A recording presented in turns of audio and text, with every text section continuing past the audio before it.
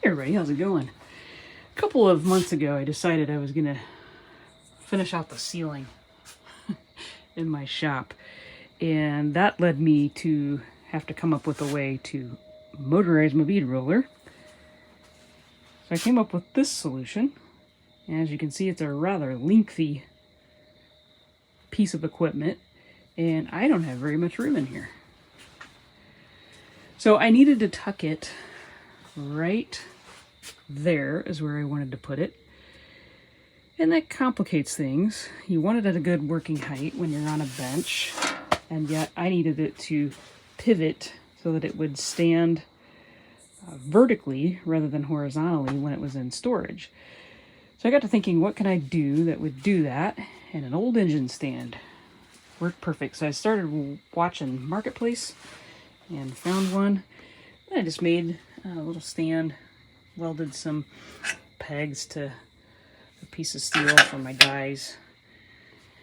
The cool thing is it'll pivot so I can rotate the thing all the way around, and I just put a little camper level up here on top. Put a little grub screw, so the pin is still in here, but just put a little grub screw in there to hold it in place.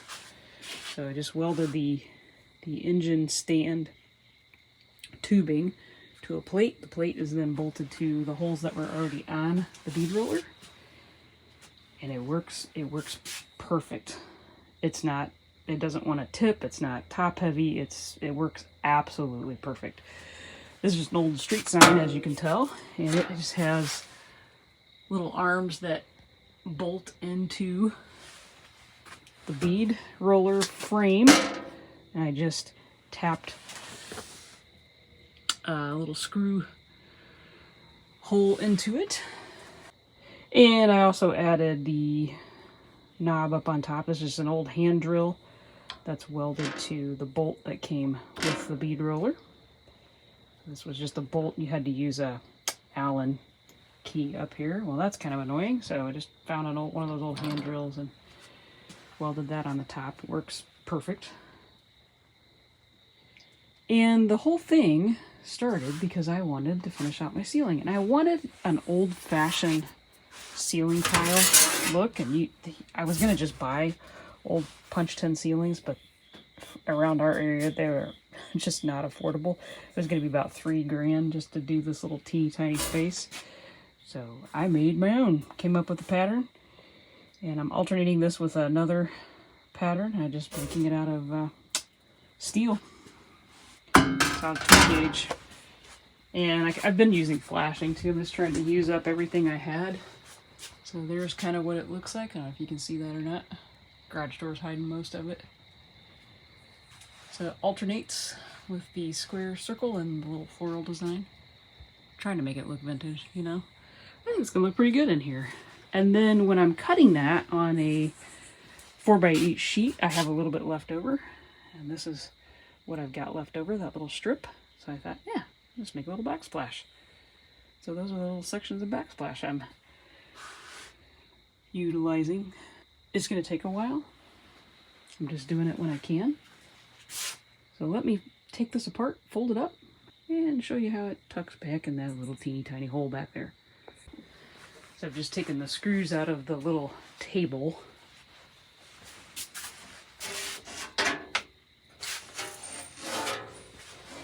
So that just looks like this.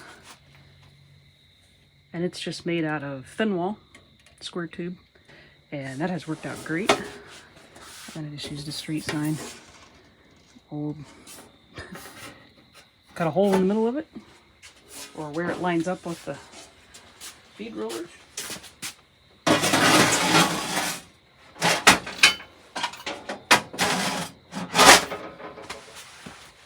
So that slides in there. So the table's off, and then this just has to drop down. So we're just going to take this little pin out right here. Get the camera adjusted here.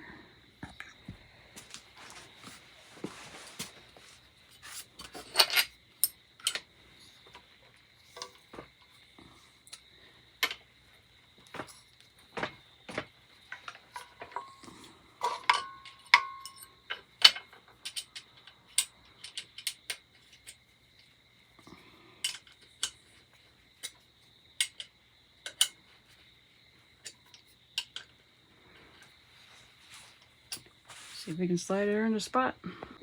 So back in this corner, I have my little Arcdroid CNC, my English wheel, which also doubles as my planishing hammer or my air chisel stand.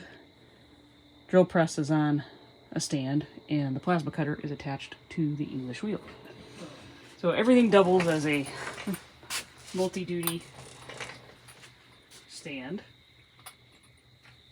Let's see if I can slide that in there. It is a very tight fit in here.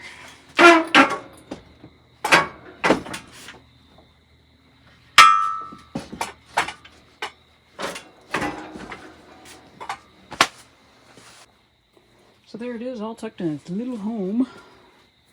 And then the last little piece, it's right there. Couldn't be any tighter. Turn the light on and back here. Yeah, pretty tight fit.